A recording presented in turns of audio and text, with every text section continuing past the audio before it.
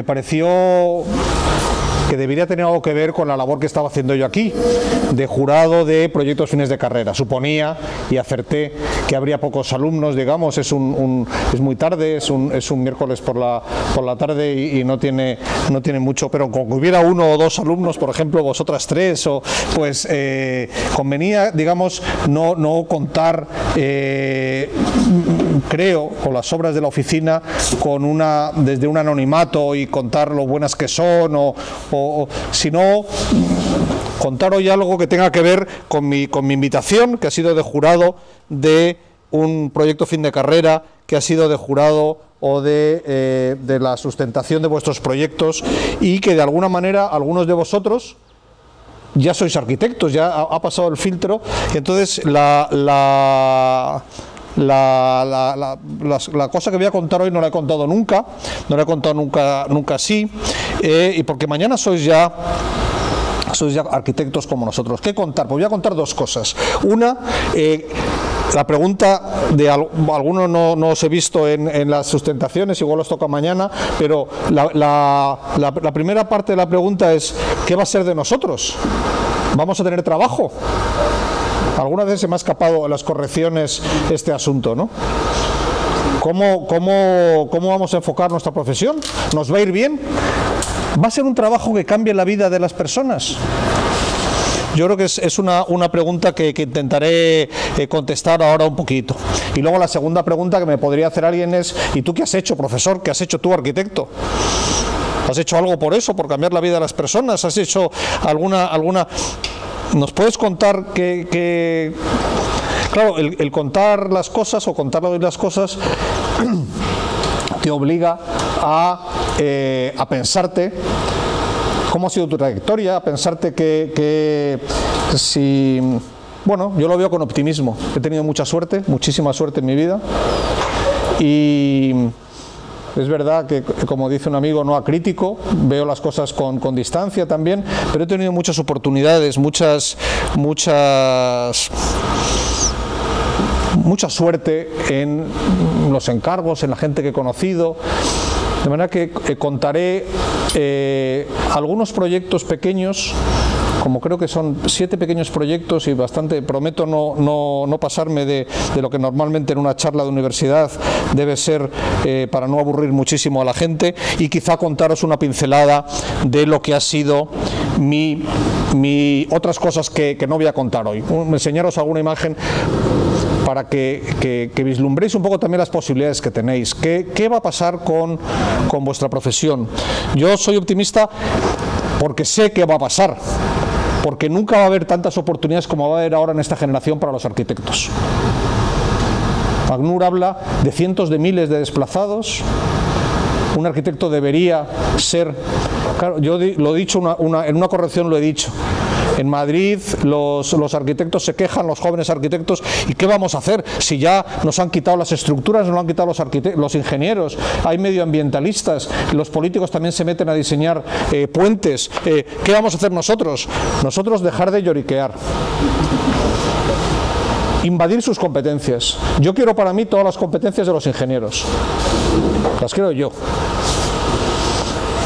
Alguno de vosotros, los que estáis escuchando, me dirijo a vosotros porque aunque han venido amigos, profesores, quería hacer estas palabras así pensando en vosotros. ¿Alguno de vosotros piensa que no puede resolver un asunto de la costa de Perú? Que hoy veníamos, ha habido una compañera vuestra que ha hablado de eso, que no sabe de mareas, que no puede aprender, que no puede ser él el que diseñe los muelles donde disfrutar de visibilizar los fondos marinos, que no puede aprender a cómo se crean más playas, creando obstáculos, creando dunas con los vientos. A mí me parece que sí. Yo no quiero el que tenga ilusión de ganar un concurso para hacer un pequeño centro cultural en Barranco, que lo siga haciendo. Pero yo no voy a empujar a mis alumnos, a vosotros, a un precipicio de la falta de sentido. Yo creo que en este momento, fijaros, yo creo que tenéis una particularidad, los alumnos de vuestra generación. Por ejemplo, ayer hablábamos de que leéis menos libros que nosotros, pero ¿qué ha pasado con los libros? Que ya se han celebrado los funerales de la era Gutenberg. ¿Os acordáis del que inventó la imprenta? Yo me acuerdo en los funerales de la era Gutenberg. Yo estaba en el corrillo de los que nos gustaban los libros y hacíamos apuestas. ¿Quién estaban ahí como en el Olimpo, ¿no? Follner, que no, debería, no, Vargas Llosa no, que políticamente está haciendo... Discutíamos quién era el Olimpo y de repente veíamos como en el otro lado allí a unos chicos, personas más jóvenes, algunos de ellos habían sido también fanáticos de las primeras ediciones, de Los Incunables, pero que están muertos de risa, están más divertidos que nosotros, los cara larga, los serios. Leían el periódico con soporte vídeo y realmente el acceso a la información era diferente. Yo creo que vuestro perfil tiene grandes ventajas en el mundo que nos aproximamos. Con respecto a una generación anterior que presumíamos de leer, tengo esa esperanza y de hecho mi trabajo y parte de vuestros profesores también lo cuenta, hace arquitectura y hace otras cosas.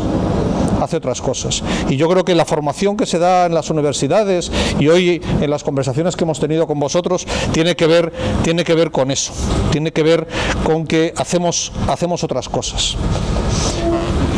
Yo quería, aunque he dicho que iba a ver este mejor, ahora no funciona. Vale, ya está.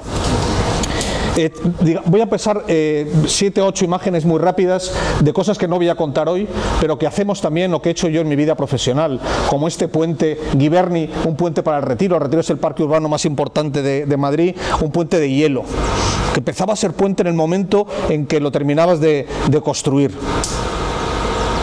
Lo construimos por la noche.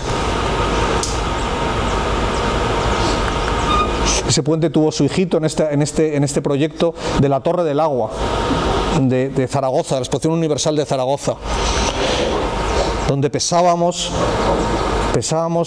la desocupación entre dos piezas de alabastro rellenas de hielo y pesábamos el tiempo que podía pasar, porque queríamos que la subida a esas torres de agua, no importara que estuviera sucio los cristales, pasear por ellos. Esto es aquí, esto es Lima. El concurso para la Universidad de Ingenieros en la Bajada de Armendáriz. No enseño otro proyecto en la Costa Verde grande con IFEMA, lo he consultado con Chris y decía ya que sí que lo enseñara. Yo creo que no, porque dimití del proyecto, un proyecto grande, dimití porque puse como condición que hubiera un proceso de participación ciudadana, que se abriera con maquetas en la zona, que se preguntara. Yo no tengo ganas de meterme en un proyecto grande. A los profesores se lo he enseñado, yo creo. Esto es Brasil. Bueno, otras cosas que hacemos, ¿no? Viviendas sociales, primer premio de viviendas sociales en Brasil. Pensamos que nos iban a encargar, decían 30.000, 25.000, nos encargaron 3. Casi acertamos con el prototipo aquel. Algunos edificios grandes. Bueno, aprendimos mucho en algunos de ellos. Este fue el primer edificio en España con certificado LEED Oro. La sede de Coca-Cola para España y Europa, un concurso internacional donde tuvimos la suerte de trabajar con asuntos importantes. Ahí, aunque parece que es el mismo vidrio, hay 7 vidrios diferentes del mismo color, con funciones diferentes, con reflejos diferentes, con corrientes de aire verticales, horizontales, 5 metros de vidrio sin estructura, en el aire como un castillo de naipes, y ese es el interior de Coca-Cola. Bueno, algún museo en España, en Ladera, pero no me parece que tenían que ver estos edificios con lo que quería contar hoy, de qué bello es vivir y que la arquitectura puede hacerlo aún mejor. Digamos que hay algunas fotos espectaculares de algunos de estos edificios, pero no sería adecuado, digamos, me parece a mí, para contar a alumnos que hoy son arquitectos y que estamos hablando de qué va a ser de vosotros y qué va a ser y qué he hecho yo para... Este es el último proyecto que estamos haciendo ahora, que es cómo interpretar un balcón madrileño, que son los edificios de al lado, y cómo interpretar un predio en mitad de la ciudad. Es el barrio más céntrico de Madrid, y aparecen estos vidrios sin carpintería, sin aluminio, vidrios de 1 tonelada en tripalit, porque queremos hacer aparece el balcón solo al deslizar ese gran vidrio en fachada, y la segunda calle a la que da pues es estos vidrios que trabajamos también con pintarlo de 2 maneras, que cambie de color de verde a marrón. También hacemos otras cosas, asesoría en ciudades. Fijaros, sobre todo la gente que tiene menos de 30 años, ¿aceptaríais el trabajo alguno? Irse a la India a vivir, asesorar en cómo se debe recoger la basura, si se debe escolarizar, cómo deben estar las viviendas cerca de los basureros, si dejamos a 1 millón de indios en paro sin que ya trabajan en eso, porque las multinacionales quieren meterlo. Ahí nos fuimos también, nos hicieron expertos one en la Unión Europea, yo no tenía ni idea de eso, aprendí. ¿Estáis preparados para aprender? Realmente la formación que se da, lo he dicho alguna vez en las intervenciones, es la única profesión, la única, que es técnica y artística, pero también es técnica. Para mí fue duro trabajar ahí, pues alejado de tu familia y a veces escribir en un hall de un hotel y encontrar, pero realmente interesante. Pero digamos que como os he dicho, es por contaros algunas cosas que hacemos. Escribimos asuntos de libros, de investigaciones, de asuntos de discapacidad, pero quería contar hoy algunos proyectos en que creo o que me quería preguntar si realmente hemos cambiado algo o nuestra profesión o vosotros que empezáis ahora podemos cambiar algo en la gente. Qué bello es vivir es una película, la película más lacrimógena de la historia del cine, la ponen todas las navidades, ¿os acordáis? Alguno la habrá visto. James Stewart, Frank Capra, el director. James Stewart en las primeras imágenes aparece a punto de tirarse de cabeza por un puente porque piensa que todo le va mal. Y dice algo así como, mejor no haber nacido, para lo que he conseguido en la vida, realmente. Y aparece Clarence, que es un ángel de segunda clase, que quiere conseguir sus alas, y le dice, espérate un segundo, vas a ver lo que hubiera pasado si tú no hubieras estado. Realmente esa reflexión para vosotros es de qué manera tiene sentido. Muchos de vosotros habéis elegido en los proyectos que a veces hemos valorado más asuntos pregnantes, asuntos importantes, asuntos relevantes de la profesión. Si yo contara, le decía también que estamos teniendo, aunque nos acabamos de conocer, Chris y yo, estamos teniendo tiempo para hablar, a mí me gustó también especialmente de la charla de ayer de Chris, el que no utilizara palabrejos de arquitectos. Yo los tengo, es un poco dictatorial, pero yo los tengo prohibidos en mis grupos de proyectos en Madrid. No hablar de híbridos, de paisajes productivos, de modas de año tras año, sino se puede contar las cosas con lenguaje sencillo. Yo intentaré contarlos así, con lenguaje que lo pueda entender alguien que no sea arquitecto, si hubiera una madre vuestra aquí, o que pudiera entender que no tenemos una jerga entre nosotros y que esa jerga sí que impone una especie de veteado a la arquitectura que enseñes. Sí que le impone una especie de darse con el codo, sabemos esos neologismos. Me parece que tenía cierto interés el que no fuera así. Esa es la flechita. Un aspecto menos conocido de la película es el aspecto arquitectónico.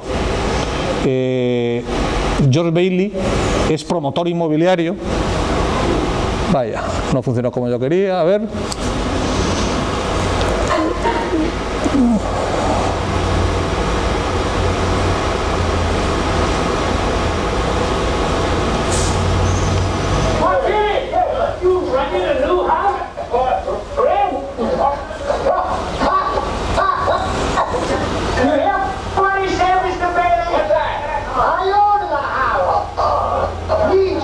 Bueno, vamos a quitarlo porque...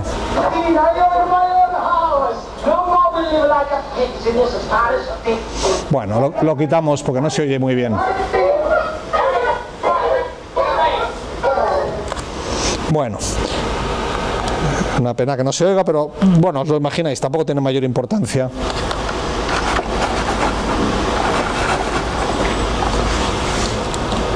Hay muchos enchufes a la vez, ¿no? Sí. ¿Sí? Puede ser por los cantidad de...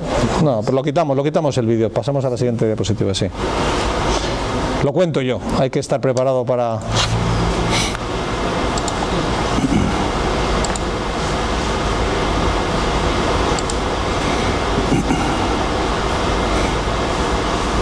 Error fatal.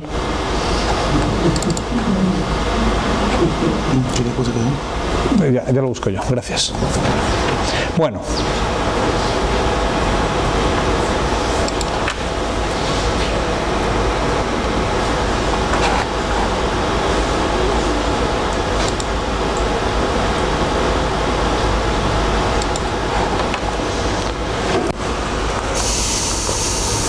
El vídeo que se puede ver en internet, no tendría mucho sentido que lo buscáramos y que paráramos el asunto, es esa parte menos conocida de la película en que él es promotor inmobiliario. Baylis, de hecho hay un museo en Seneca Falls, en Estados Unidos, hace museo de cualquier cosa, pero hicieron un museo con todo el poblado diseñado por el promotor Baylis, que quería que la gente que no tenía dinero tuviera su propia casa. En el vídeo que veis, iba a actuar yo como si fuera en el vídeo, pues dice, pero te van a regalar una casa, y dice, sí, va a ser para mí, no va a ser para otro, y él se opone, digamos, al malo de la película, que es el especulador inmobiliario que quiere arruinar a la gente a base de subirle altos alquileres. Aquí vemos al Ángel Clarence intentando convencer a Josh Bailey que no se quite la vida, que no se suicide. ¿Cómo conseguir que un proyecto sirva para volver a reunir a 5 comunidades que no se hablan? Y si consigues que bailen y todo, siempre que ganas un concurso, te llaman pronto. Digo a los jóvenes que os presentáis a concurso, no tardan una semana en llamarte. Si se reúnen un martes, es posible que el mismo martes llamen. Y cuando llamaron a estamos como locos. ¡Buah! Y de repente lo único, te dice, no, es primer premio, no sé qué, pero la mala noticia es que solo hay $1 millón para hacerlo. Te pedían un programa complejo de auditorio, y entonces estás en un pueblecito en Galicia, en el norte de España, donde 5, como si dijéramos 5 departamentos de Lima, ahí le llaman 5 parroquias, se odian entre sí, se odian. Entonces, políticamente los han reunido a los 5 y dice, van a hacer Chema, que ha ganado, va a hacer un proyecto donde esa era la responsabilidad del proyecto, y aparece ese auditorio con una cortina de terciopelo debajo. Esa es la planta. Aprovechando el $1 millón, no se hace nada de cemento aquí, sino se excava en la ladera, se pone un trozo de pista deportiva, aquí hay un cine de verano. Aspirábamos, ya había esa topografía allí, ya existía, solo meter en las aulas, abrir el auditorio de gradas plegables aquí, el concierto de rock, abrirlo también fuera, y entonces aspirábamos a mejorar esas condiciones del entorno, a conseguir que de verdad allí bailaran los personajes que se odiaban de las 5 parroquias, y que en un sitio aislado entre las 5, no era de ninguna de ellas,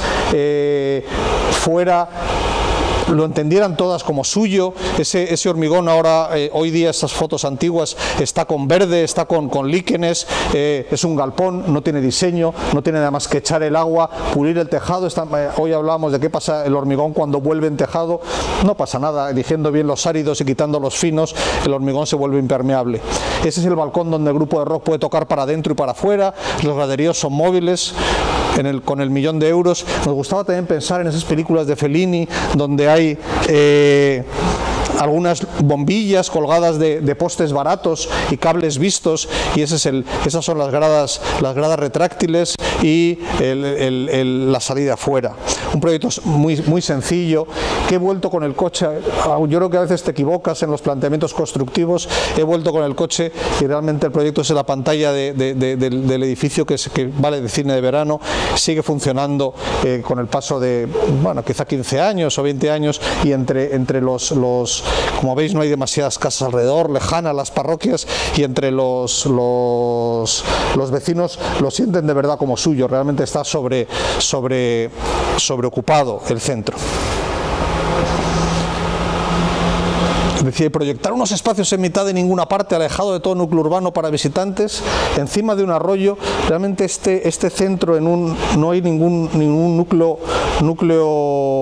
urbano cerca.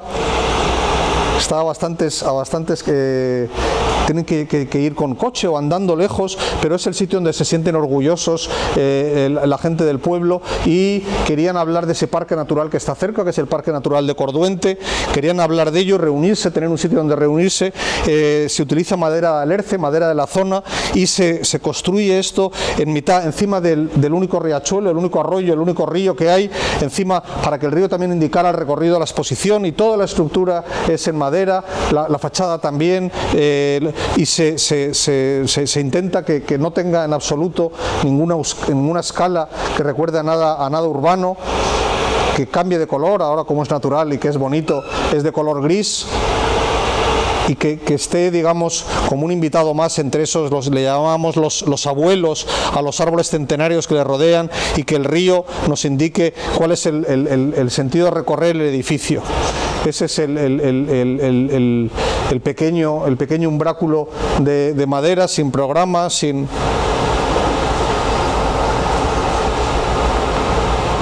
El río que se mete dentro el arroyo que se mete dentro del edificio. Y el pequeño edificio alejado en mitad también hace ya mucho tiempo de este proyecto, igual hace 15 o 20 años, y hemos pasado hace poco por ahí, y seguía estando más o menos como lo veis aquí.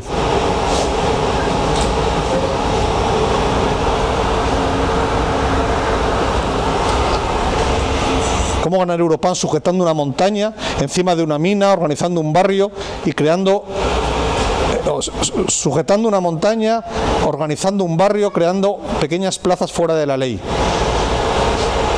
Europan, para los que soy, igual aquí en Lima es menos conocido, es el concurso más importante de arquitectura de Europa, para jóvenes de menos de 40 años, de manera que ya no nos podríamos presentar algunos de los que tenéis de profesores, y ni Chris tampoco, que es muy joven, pero tampoco se puede presentar.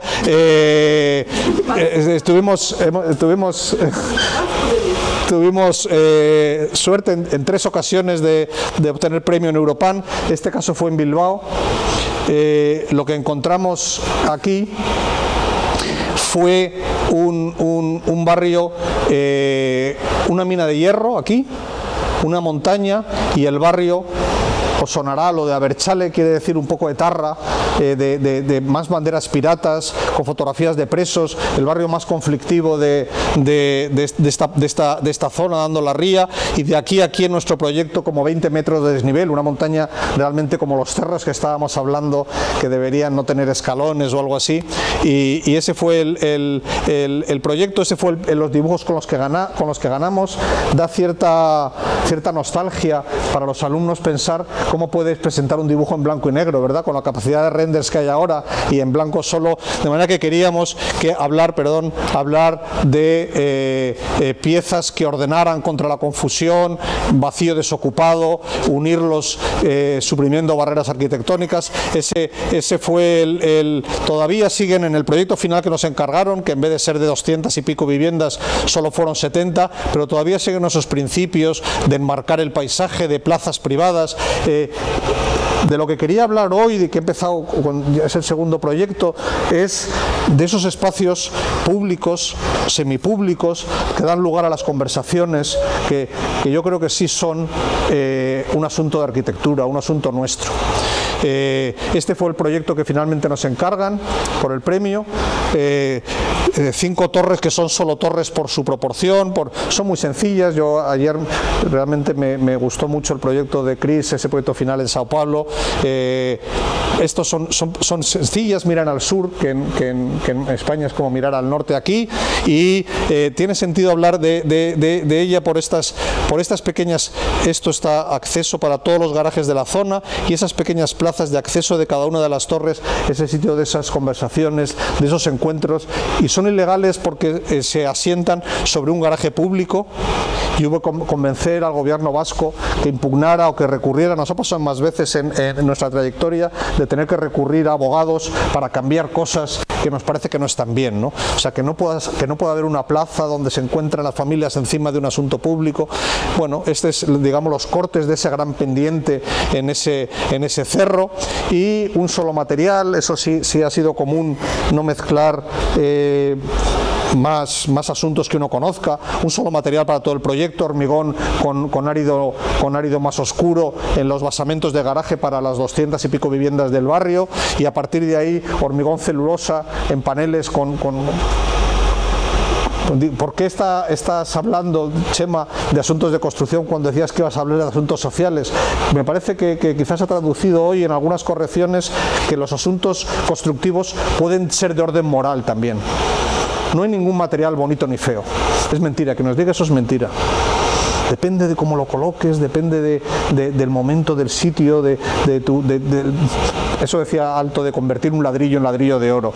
En este caso el hormigón está por todas partes y afecta, pues a si lo mezclas con celulosa, a las fachadas y los basamentos, y esas son las pequeñas plazas en las que te asomas al paisaje, al sur. Eso sí, yo creo que tiene que ser uno preciso con la modulación, con que esa viga encaje, que no haya ningún panel a medias, que el último panel sea un poco mayor porque da la vuelta. En cambio, las verticales de las torres, yo creo que está bien hacer cosas también a veces sencillas. Decían los Sims que era apoyar una taza de café encima de un plato, que tampoco tiene tantas cosas que hacer, pero cuidar esas modulaciones exactas cuando llegan a la esquina, volverlo, no tener pereza en esos encuentros, que va a pasar el tiempo y que van a seguir estando ahí. Algunas tonterías del subconsciente, del rojo casi como la entrada a los garajes eran rojo prostíbulo casi, con tanto gris. Ellos decían que era rojo Bilbao. Cada ciudad se cree que el color forma parte de su identidad. En vivienda social puedes crear un gran lío. Ninguna de las viviendas que enseño hoy todas son vivienda social, que en España significa, algunas de ellas, esta que viene ahora es un récord de precio, depende de la zona que sea y de la zona del tipo de familia, sea realojos, ya es de etnia gitana, baja el precio. Y la que viene ahora, bueno, la anterior era vivienda social, claro, esa de Bilbao. Vivienda social es que no se puede construir más barato, digamos, y la que viene ahora es todavía más bajo, tenía que tener un récord en precio. Era un proyecto más grande, 240 viviendas, y en aquel momento el político de turno, no hubiera pasado quizá hoy, apostó porque se construyera vivienda de ese tipo en un barrio rico. Hubo manifestaciones de los ricos, claro, que no les gustaría que sus hijas se quedaran embarazadas de alguien de su nivel, pero es la manera de resolver esa separación económica. Mandar a los pobres fuera y ganar. No, es que este solar, si lo hubiéramos vendido, hubiéramos ganado más dinero, y el razonamiento era ese, podríamos haber hecho más viviendas sociales. Dice, te mandan de una plaza a la otra, cada torre cuida de su plaza, los claros del bosque será donde nos encontremos, todo el mundo está conectado en Facebook, los jardines son semipúblicos, las plazas son semipúblicas, ¿a qué te subes al puente? El clima de Sevilla, ¿qué pasa con las...? Ese fue el proyecto, también fue, cuando hablo de concursos anónimos, con muchos presentados, en este caso 100, yo creo que se equivocaron, pensaban que era algún amigo suyo de Sevilla y se lo dieron a uno de Madrid, y son las 240 viviendas para conseguir el récord de precio, que realmente está en precios muy imposibles en España. Hay que utilizar pocos materiales, pocos detalles constructivos. Las piezas estas de prefabricado de aquí son de 8 metros de longitud, van variando por el ritmo musical, de la vibración, pero es la misma pieza que se mueve, diseñada por nosotros. Solo una lama por proteger de los 40 grados de Sevilla, unos puentes raros en la parte de arriba, no se sabe de qué vienen, árboles llenos de hojas, si no hay tiempo de que hayan crecido, ¿qué ha pasado aquí, ¿no? Ese fue el dibujo del concurso. 1, 2, 3, 4, 5, 6, 7, 8 torres, en la realidad quedaron 7 me parece, y cada uno tiene como una especie de sombra delante, que eran sus placitas. Se llamaba el lema del concurso para reconocerte el jurado, los claros del bosque.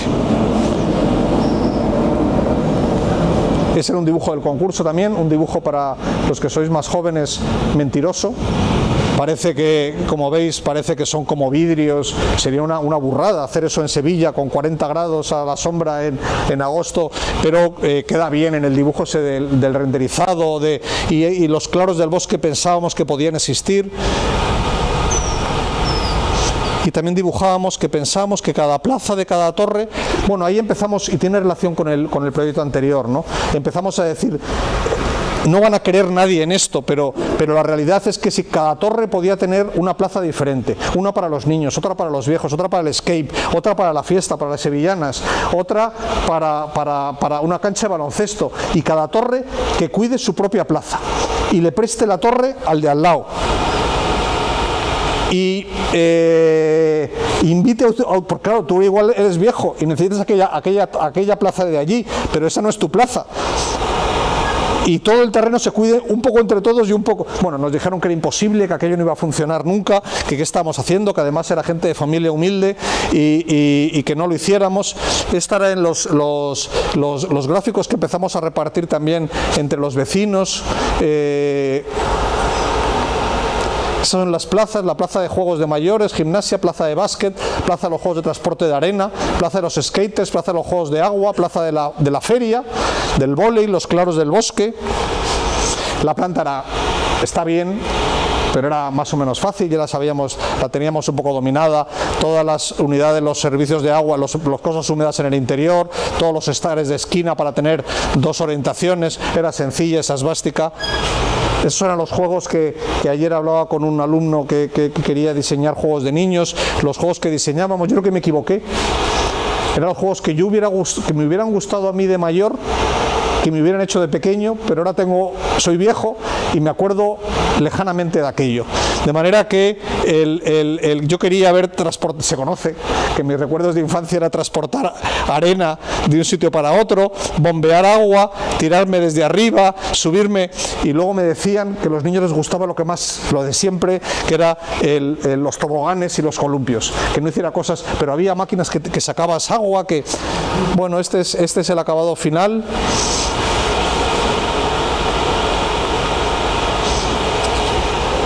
De manera que la torre invitas a los vecinos a compartirla, y hay un último espacio arriba en el puente relacionado con una sala de conferencias, de juegos de niños, de cumpleaños, y un mirador para ver las estrellas, para beber una Coca-Cola o para declararte en una declaración de amor a tu pareja, o para fumar, que está prohibido ya en todos los sitios. Yo tampoco fumo, claro, pero estos son los dibujos que hacíamos de los espacios públicos, el espacio del toldo, de la feria. Ya en la construcción empezó a haber gran actividad de Facebook. Ahora todos responden, están todos involucrados, y decían ahí, ¿qué es esto que están haciendo? Ya me ha tocado, porque eran viviendas, claro, y dice, ¿qué son los puentes? Son terrazas transitables, tendré que pedir a algún compi, le dice Antonio, que me deje dar un pasito. Anda, pues qué bien.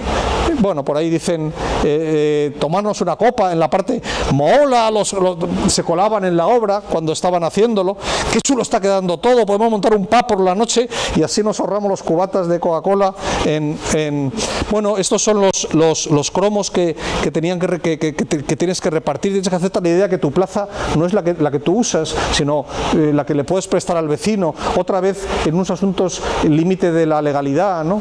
Realmente todo el predio entero de las 240 viviendas lo cuidaban entre todos, el ayuntamiento no entraba, pero algo de responsabilidad tenía. Todo ese asunto nos hacía gracia. Me parecía también que si hablamos en vivienda social, cuando tienes un proyecto de ese tamaño, te puedes gastar el dinero en 2 cosas, nada más, pues no te da para más. Si quieres tener también suelos buenos, los suelos son baratos, los acabados son baratos. Me lo gasté en 2 cosas, en las lamas de aluminio para matizar el sol fuertísimo del desierto casi de Andalucía, y en los árboles. me compraba unos árboles gordísimos. No quería esperar 2 generaciones a tener árboles. Y cada árbol pierde una plaza de aparcamiento debajo. Porque quiere ser feliz, tiene las raíces hasta abajo y se pierde una plaza de aparcamiento para que tengan esa dimensión.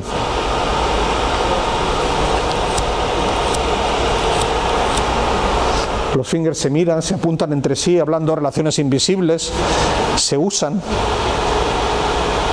asociadas a la sala de cumpleaños de al lado. Hacer una nueva calle que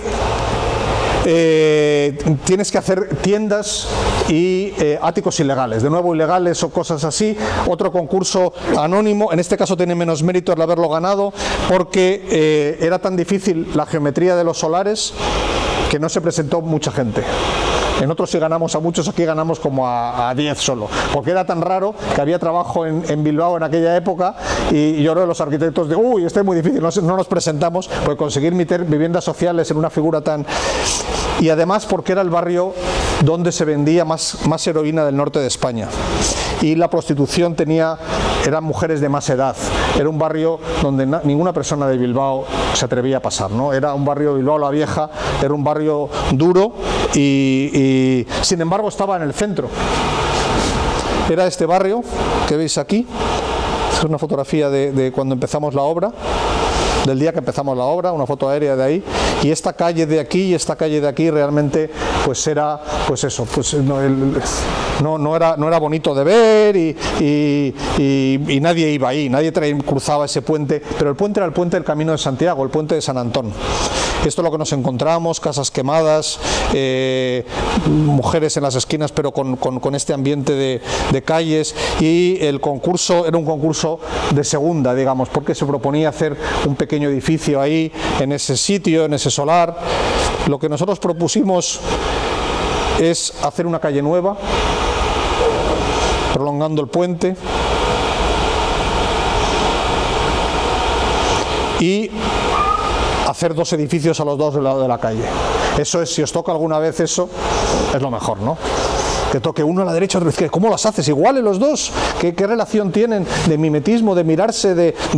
Entonces, bueno, aquí veis que sí que era verdad lo que decía, que no era fácil distribuir esas viviendas sociales con esa geometría. Si quieres conseguir una uniformidad de vano macizo, como en el casco histórico de los balcones de ladrillo de la zona, mirándose, y aquí veis la operación urbanística, eso era Bilbao la Vieja, esto de aquí, la calle que proponemos, y los 2 piezas a los dos lados de la calle. Esa es la situación ya al terminar la obra, la prolongación del puente de San Antón y las miradas no simétricas, tampoco miméticas, entre las 2 partes de... Bueno, aquí ya se ve el puente y los edificios que han hecho posteriormente. Ese es uno de mis edificios y el otro. A mí me parecía que no debieran ser más altos. El ayuntamiento quería hacerlos de esta altura, y de esta altura a mí me parece que tenían que ser así.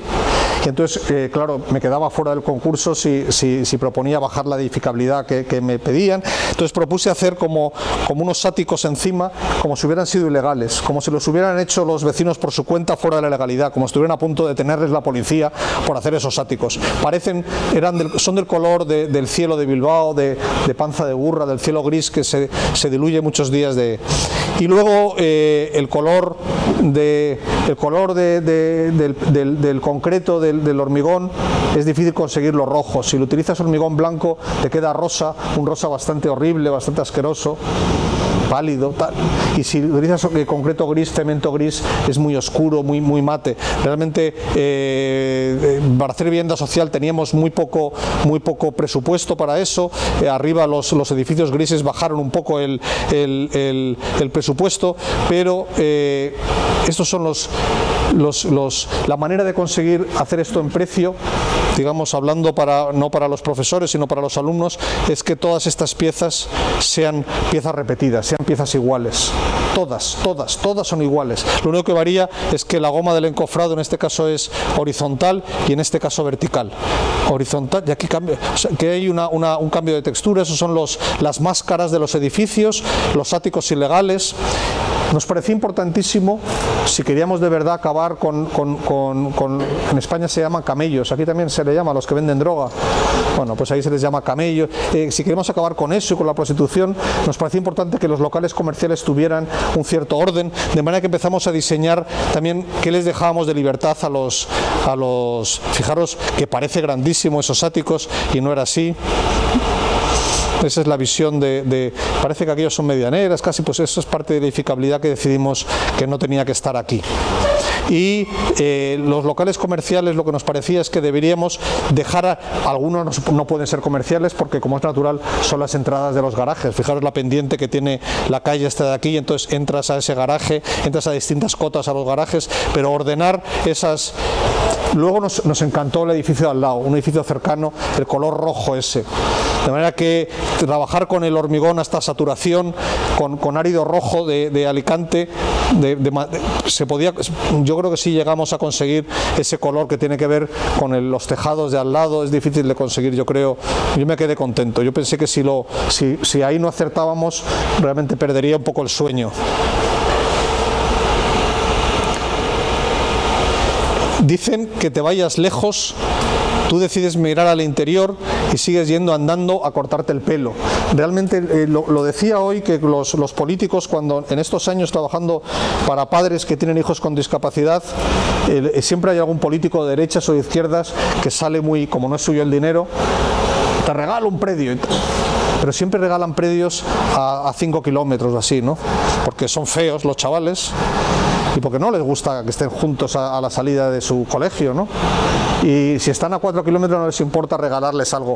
Y realmente ahora ya conseguimos, a base de decir esta barbaridad muchas veces, conseguimos que no se atreva un político a regalarnos cosas. Pero entonces pues nos regalaron, digamos, un sitio, como veis, en mitad de ninguna parte. Ahí iban los chavales con discapacidad y decidimos que mirar hacia el interior, no teníamos a dónde mirar, en un sitio que no había ni carretera, y hacer un corazón verde, lo veis aquí, los árboles en medio, y que el edificio se enrosque buscando la mejor orientación de la luz, del sol. Y el programa sí era sofisticado, había estimulación sensorial, había, bueno, para presumir de algo de mi país, hay un buen nivel de atención a personas con discapacidad. El ratio de personas que descuidan son altos. ¿Qué interés tenía el proyecto? Pues aparte de enroscarse, crear ese patio interior, esa digamos geoda interior, también de nuevo el material, ¿no? Es un ladrillo hecho solo para esta obra, para nosotros, y gratis. Cuando propones, por eso cuando os he dicho alguna corrección a los alumnos que vais a tener alguna oportunidad, lo creo de verdad. Y por ejemplo, a mí nunca me ha cobrado ninguna casa de ladrillo por diseñarme un ladrillo solo para mí. Es una oportunidad para ellos. A veces no lo pedimos, simplemente no lo pedimos. Y esa es la planta. Vaya. Esa es la planta del edificio, con partes del programa, con los accesos, cómo se enrosca alrededor del núcleo. Realmente tampoco te apetece a un padre dejarle mitad del campo a los chavales, y tiene ese asunto de planta, las ventanas recortadas, el interior de ese es el ladrillo que os decía.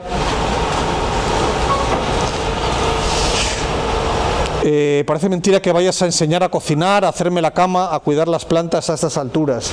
Cuando decía que quería enseñar, digamos, pequeños edificios solo hoy, no he enseñado los museos o los grandes edificios o operaciones urbanas, solo pequeños edificios, y en este caso otra vez para personas con discapacidad. ¿Qué ocurre? Vuestra compañera hoy que contaba ese edificio decía, es que a veces se esconden.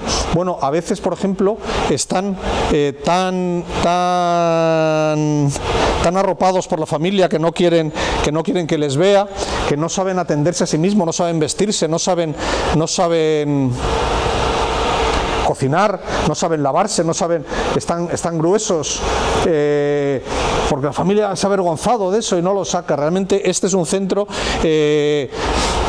Fijaros aquí unos invernaderos hechos por nosotros, pero con una patente, pero con el rigor que tienen los ingenieros para hacer esas piezas que no tienen concesiones, que no sonríen, que ventilan bien, que se abren, y que queríamos que el sitio donde se van a formar estos chicos tuviera el mismo nivel de precisión que tienen esas piezas de ingeniería. 10, 5, 10, 5, 10, 5. En uno de ellos aprenden a hacerse la cama, aprenden a lavarse, en otro habilidades de la vida diaria, comer, les puede faltar los padres. Ese es el centro que... Y bueno, no he podido sacar porque no les ha parecido bien a ellos, que nos parecía que que la calle del acceso, que esos umbrales que aparecen aquí, que veremos ahora, que esos pueblos de Castilla pequeños, todo el mundo quiere vivir en la carretera. Todo el mundo quiere vivir, pasar los coches, y también que los chicos les gustaría poner su silla ahí, su mesa ahí, y ha pasado eso realmente. En esos umbrales aquí delante están todo el día viendo pasar ellos bueno, no voy a contar el programa tampoco. Esa fue la maquetita que presentamos. Esos son los umbrales, un sitio de llegada cuando llueve para jugar al baloncesto, para jugar, el sitio donde aprender a cuidar las plantas. Ellos viven de vender plantas a clientes externos. Todo tenía que ser muy preciso, un solo material, el aluminio, espacios, servidores de aseos, los grandes espacios de trabajo o de aprender a hacer cosas, aluminio por todas partes. Butirales de colores en los sitios donde ahora, pues os imagináis que están, pues eso, aprendiendo a hacerse la cama, a trabajar. Lo que os contaba de los umbrales, los sitios de sentarse mirando pasar o mirando la vida pasar.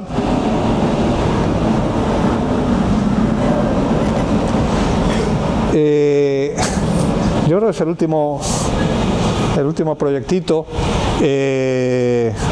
Son todos proyectos de muy pequeño presupuesto. Realmente nuestra oficina es una oficina pequeña.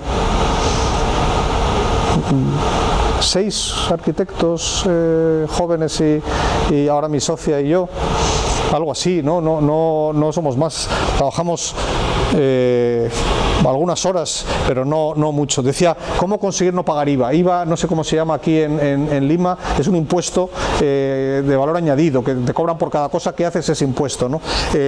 Las promociones, si te haces tu propia casa, ese impuesto es muy reducido en España, pero por ejemplo un edificio público o una residencia para personas con discapacidad es del 22%, es muy alto.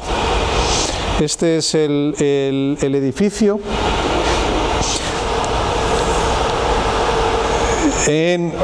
Bueno, es antiguo también, y también nos mandaron, no se ve desgraciadamente, pero fijaros que hay algunas cruces ahí cerca de un cementerio. No se ve mucho entorno urbano cerca, ¿no?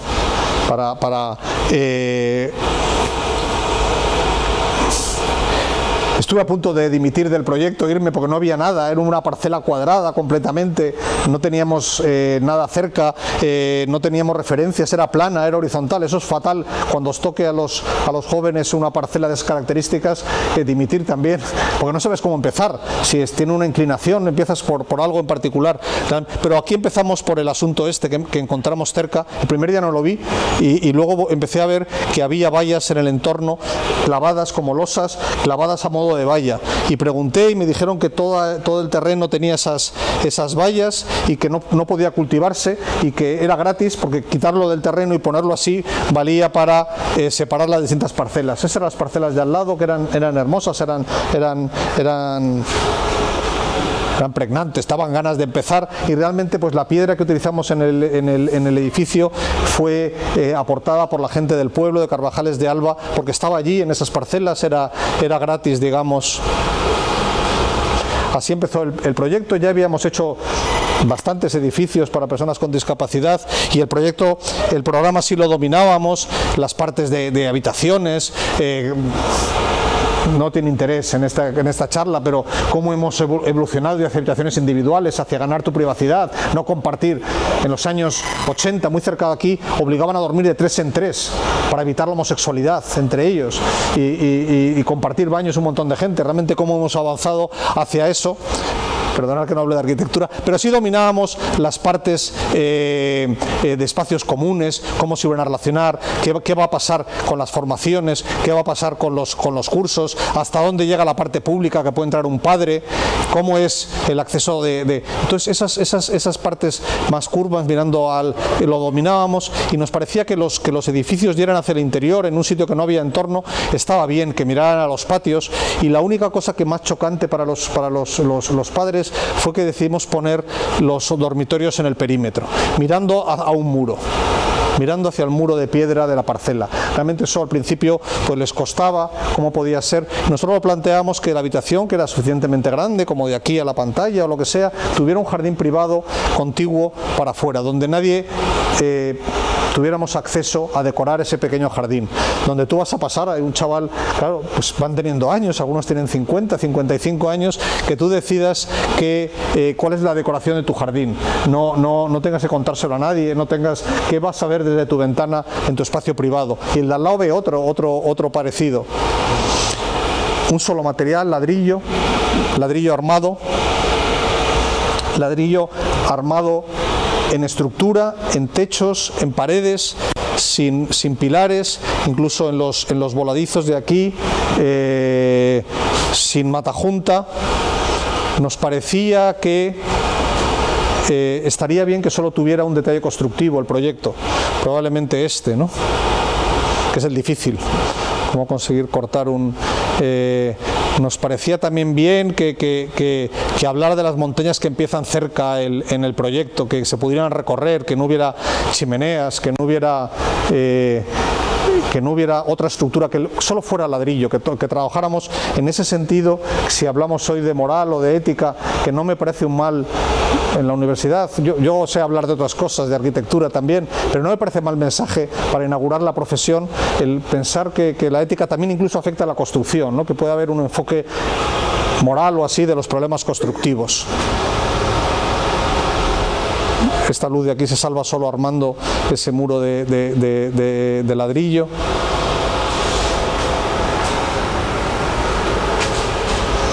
Esa es la entrada.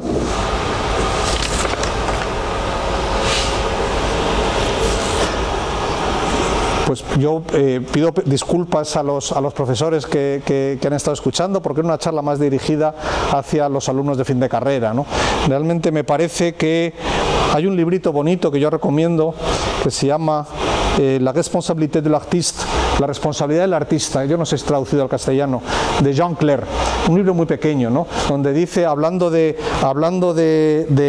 no de arquitectos sino de artistas, ¿de dónde puede sacar el artista esa impunidad a no someterse al juicio de los humanos? Más o menos dice, ¿no?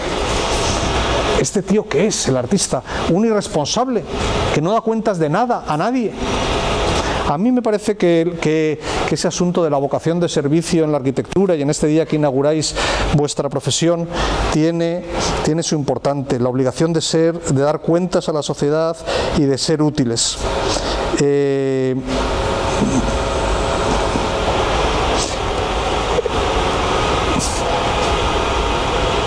Bueno, vale, así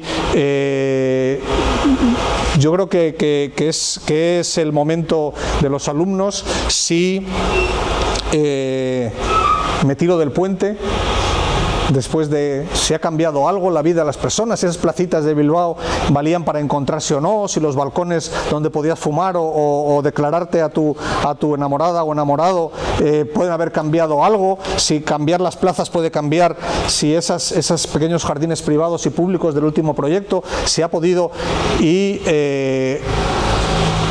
espero que me digáis, no te tires y sigue trabajando para mejorar la vida de las personas. Muchas gracias.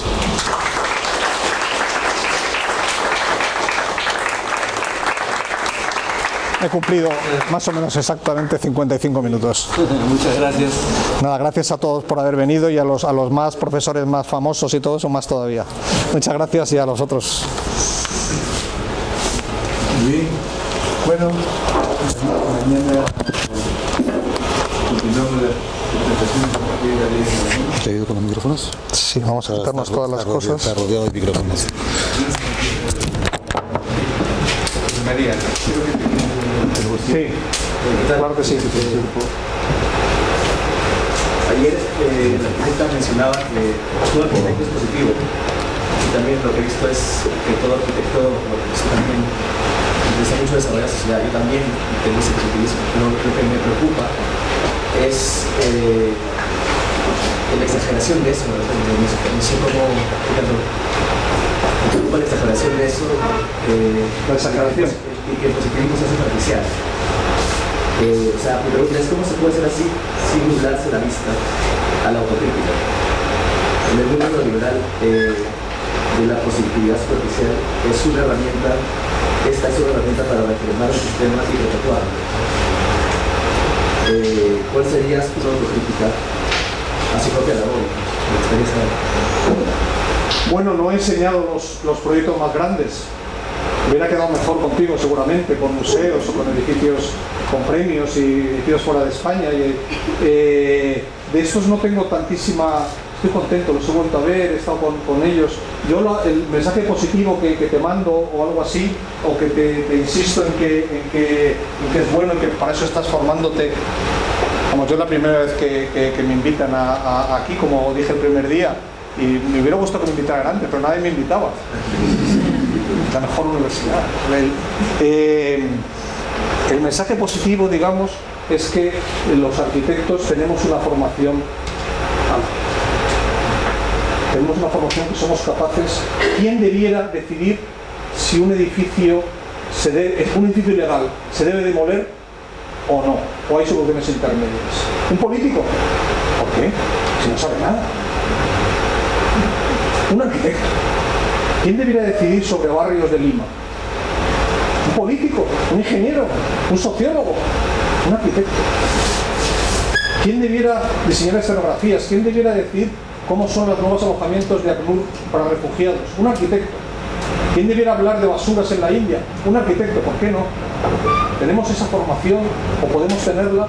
De manera que yo soy optimista en el sentido, primero, que vuestra generación, que probablemente tiene distintas, digamos, intereses políticos que cuando yo terminé mis estudios, pero que seguramente tiene, no sé, no te conozco a ti, por ejemplo, pero seguramente tiene intereses sociales también. Por lo menos los madrileños en política dicen cosas raras, pero no tienen tanto interés, pero sí lo tienen en asuntos sociales, sí lo tienen en asuntos. Puedes cambiar el mundo. Y me parece que eso es una labor tuya. No tiene que ver con el optimismo superficial que tú dices. No tiene que ver. Lo que más he criticado, digamos, es las conversaciones endogámicas entre arquitectos. Donde dices, ¿tú haces paisaje productivo? No, yo hago híbridos. Hablamos. Si estuviera aquí una madre de las que estaban aquí escuchando a sus hijos, estarían avergonzadas, ¿no? ¿Dónde he metido a mi hijo? ¿De qué hablan estos tíos? Si hay un montón de asuntos en la ciudad, hay un montón de asuntos. Los asuntos de la ciudad. Yo hago consultoría de ciudades, realmente ciudades que son más importantes que países. Hay gente que dice que Lima es más importante que Perú, en dimensión, en fuerza, y ahí entran, por ejemplo, ¿quién debe ser el arreglador de ciudades? Te hago una pregunta a ti. ¿Hay expertos de movilidad en Lima y en Perú? Probablemente sí. ¿Hay expertos en energía, en calidad del aire, en recogida de residuos, en agua, en abastecimiento de agua, en integración de barrios en sociología urbana? ¿Hay expertos de eso en Perú? Respuesta, sí. ¿Quién debe ser el que lo coordine? Un arquitecto. No puede ser un economista, no puede ser Yo en ese sentido soy optimista. Y no voy a empujar a todos mis alumnos a decirles que van a tener trabajo haciendo centros culturales. No les voy a empujar a ese camino y quedarme a dormir tranquilo, que les he dicho que se busquen la vida, que todos los arrieros tienen que hacer centros culturales. No me lo parece. Ese es el sentido de mi optimismo. Bueno, aparte de estar aquí hoy con nosotros, es muy amable de aguantarme estas alturas. ¿Alguna pregunta más? Esto ha procurado ser todos los 55 minutos exactos. Tengo más rollo, claro, pero... No permitir algún comentario. A mí me preocupaba la segunda parte, que es de la autocrítica. Sí. O sea, lo que veo mucho en la realidad es que cuando uno proyecta, en la exposición, no no dice nunca me he equivocado, ¿no? Dice, esto es así porque, bueno, un arquitecto, eso es así porque yo creo, porque estoy seguro que es así. Lo que me gustó mucho de una parte que usted dijo ahora era que equivoqué en esto. ¿Qué le parece ese tema de la autocrítica en los arquitectos? No, en mi caso no tengo muchos problemas. Todos los juegos infantiles de Sevilla están mal. Eso de hacer bolas de garro y tal no funcionaba. Los madres no les dejaban, decían que se ensuciaban sus hijos. Los hijos también decían que estaban mal porque decían que había pocos columpios. En asuntos de cómo hablar, algunos de esos proyectos no vienen a cuento porque estamos hablando de arquitectura, aquí no estamos hablando de asuntos sociales, pero yo he diseñado normativa de eso, he hablado con los chicos de cómo tienes que ducharte, de cómo tienes que... Si bajas al terreno, digamos, de lo académico y hablas de cómo debiera ser una habitación, de cómo debiera ser tu patio, de cómo debiera un cuidador duchar a una persona, por ejemplo, que tiene parálisis cerebral, que no puede, para no mojarse él, te has metido, digamos, ¿cómo te llamas? Métete hasta los huesos. Te hablas como estás más seguro de la autocrítica.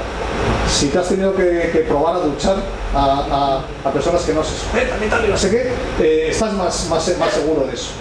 Y luego hay asuntos constructivos que tiene que ver con la arquitectura, en tu arquitectura del futuro, lo concreto de la arquitectura es la construcción. Es el núcleo de mi actividad. Y si le das un aspecto moral de que no importa, no puedes hacer lo que quieras, no puedes, el asunto constructivo, entonces eso absolutamente la seguridad. Eso que decía al final, hoy yo no soy una persona especialmente moralista ni religiosa ni cosas de esas. Lo que estoy hablando es de la universidad y de qué formamos, ¿no? y que es importante que seas buen arquitecto, pero también, perdóname, Reinaldo, que seas buena persona. Para eso valen también a veces las universidades, para formar. Y si tienes ese asunto, claro que tienes la autocrítica. ¿Tú crees que me pueden gustar a mí los edificios? Yo no lo paso bien enseñando mi obra acabada. Me da vergüenza, sobre todo habiendo arquitectos como Chris o como los profesores de aquí, que son buenísimos, conozco toda su obra, están llenos de premios internacionales. ¿Cómo voy a estar contento? Pero no tanto una autocrítica con respecto a la manera de implicarte hasta los huesos. Eso yo creo que tú, si lo haces, está bien. Las críticas que hemos hecho más duras hoy en los proyectos fin de carrera es cuando alguien dejaba pasar oportunidades y no se había implicado. No estaba sudado por no meter todo lo que tenía en su vida. Decía Henry Miller hasta mineral, que encuentres uñas de los pies, decía Henry Miller, el propio de cáncer, meter en el proyecto. Parece que estás embarazado y que te dejen el sitio en el medio del proyecto. Entonces eso es lo que se os puede transmitir a vosotros. ¿Alguna cosa más? Y ya vale de rollo. Bueno, pues muchísimas gracias otra vez. Venga.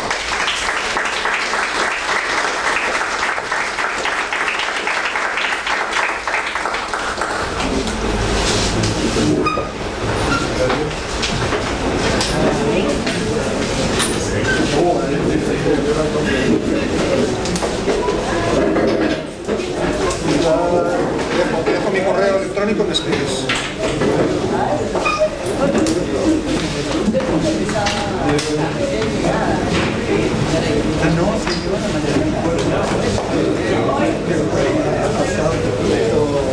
La web donde están publicados todos los proyectos.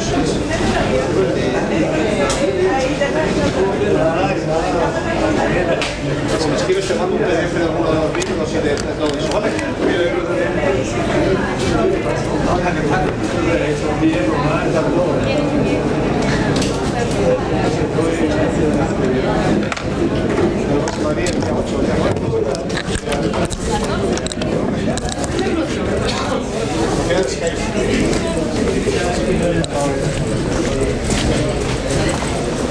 ¿Hay un baño aquí cerca? Sí, es una caseta, acá a la derecha.